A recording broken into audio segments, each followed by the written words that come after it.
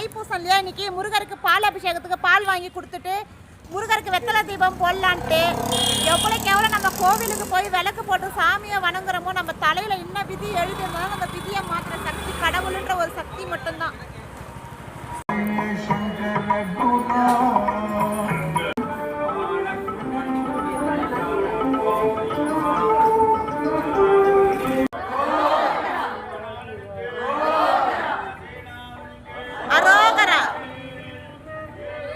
அரோகரா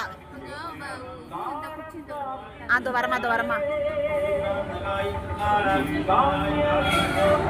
வெற்றிவேல் முருகனுக்கு அரோகரா.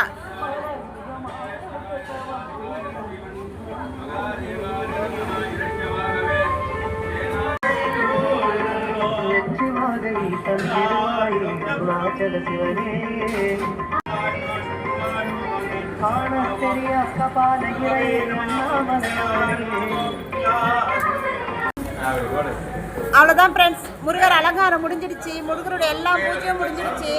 முருகர் ஆரத்தி எல்லாம் பார்த்துட்டேன். இப்போ பிரசாதம் வாங்கிட்டு வீட்டுக்கு கிளம்ப போகிறேன். இது மாத்திரம் இல்லை, மத்தியானமும் அன்னதானம் உண்டு, அதுக்கும் வருவேன். நீங்களே பாருங்க.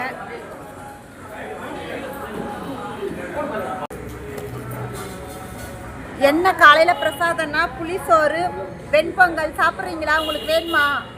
வெண்பொங்கல் புளிசோறு சாப்பிட்டுட்டு வீட்டுக்கு போயிட்டு மத்தியானம் பிரசாத சாப்பாட்டுக்கு ரெடியாகி வர போகிறேன்.